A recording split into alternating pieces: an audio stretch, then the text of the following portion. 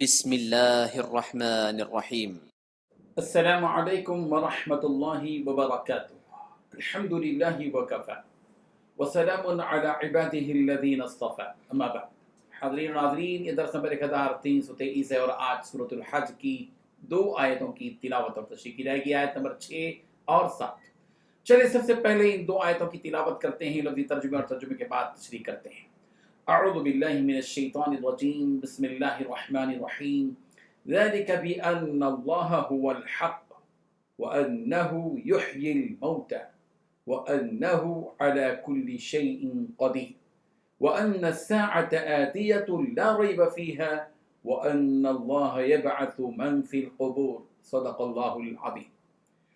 لفظی ترجمہ یوں ہے، ذالک بأن، یہ بسبب اس کے ہے کہ بے شک اللہ هو الحق، وہی حق ہے، وأنه، اور یہ کہ بلا شبہ وہی یحیی الموتى، مردوں کو زندہ کرتا ہے، وأنه، اور بے شک وہی علی کل شیء، ہر چیز پر قدیر، خوب قادر ہے، وأن، اور یہ کہ بلا شبہ الساعۃ آتیہ، قیامت آنے والی ہے، لا ریب، کوئی شک نہیں، فیہا، اس میں، وأن اللہ، اور یہ کہ بے شک اللہ یبعث، دوبارہ اٹھائے گا، من فی القبور، ان کو جو قبروں میں ہے۔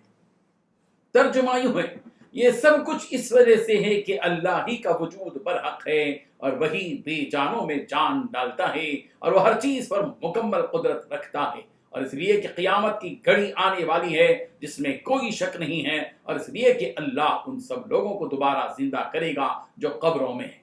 ان 2 آیتوں میں 5 باتیں بتائی گئی ہیں۔ پہلی بات، یہ سب کچھ اس وجہ سے ہے کہ اللہ ہی کا وجود حق ہے، برحق ہے۔ دوسری بات، وہی بے جانوں میں جان ڈالتا ہے۔ تیسری بات، وہ ہر چیز پر پوری قدرت رکھتا ہے۔ چوتھی بات، اس لیے کہ قیامت کی گھڑی آنے والی ہے جس میں کوئی شک نہیں۔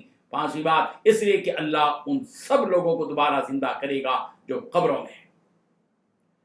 بزرگان محترم، کائنات کا یہ سارا نظام اس حقیقت کا اعلان کرتا ہے کہ اس نظام کے پیچھے صرف اور صرف ایک اللہ کی طاقت کام کر رہی ہے جو برحق ہے۔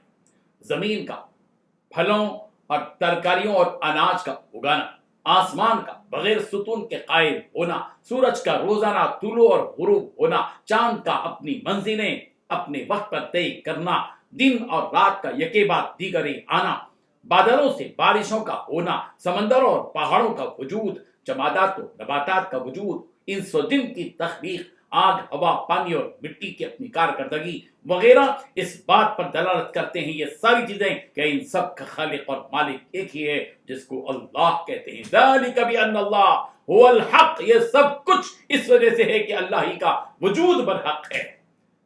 دنیا کا کوئی بادشاہ جس میں یہ طاقت نہیں ہے کہ وہ کسی مردے کو زندہ کر سکے، کسی میں طاقت نہیں، وہی ایک اللہ ہے جس میں اس بات کی طاقت اور قدرت ہے کہ وہ مردوں کو زندہ کر سکتا ہے۔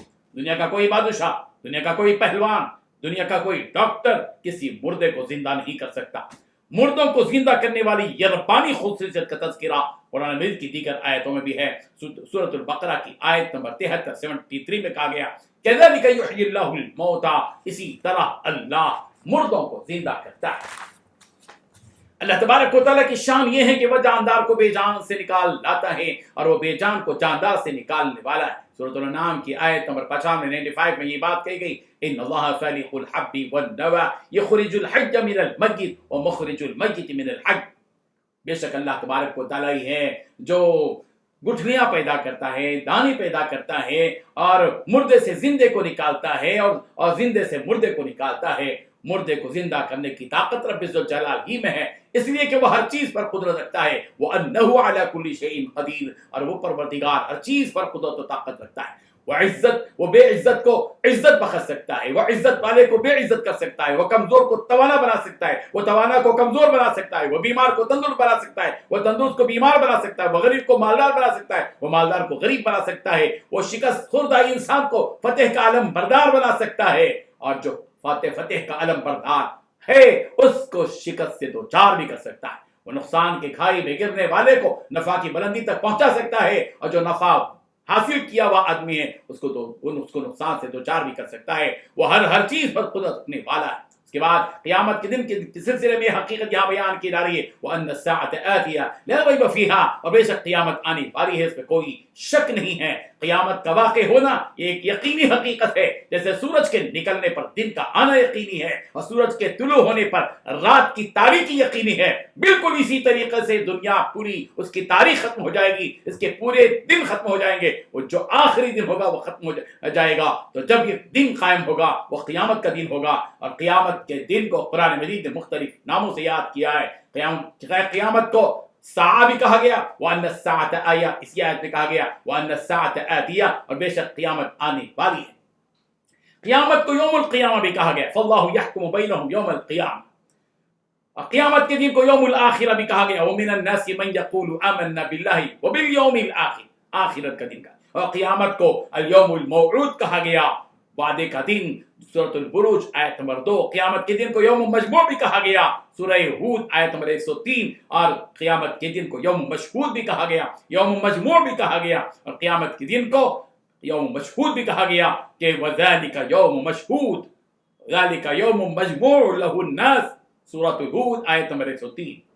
اور دین اللہ تبارک و تعالیٰ کیا کریں گے قیامت کے دن؟ قبروں میں پڑے ہوئے سارے ہی لوگوں کو زندہ کر کے اٹھائیں گے، اور یہ ساری انسانیت پروردگار کے روبرو میدان محشر میں اٹھے گی، جمع ہوگی، اور یہی حقیقت بیان کی گئی وَأَنَّ اللَّهَ يَبْعَثُ مَن فِي الْقُبُورِ، اور بے شک اللہ تبارک و تعالیٰ زندہ کر کے اٹھائے گا ان سارے لوگوں کو جو قبروں میں پڑے ہوئے ہیں۔ اللہ تبارک و تعالیٰ قیامت کی ان حقیقتوں کو سمجھنے کی، ان پر یقین کرنے کی، ان پر ایمان رکھنے کی ہم سب کو توفیق عطا فرمائے، آمین۔ وآخر دعوانا ان الحمد للہ رب العالمین۔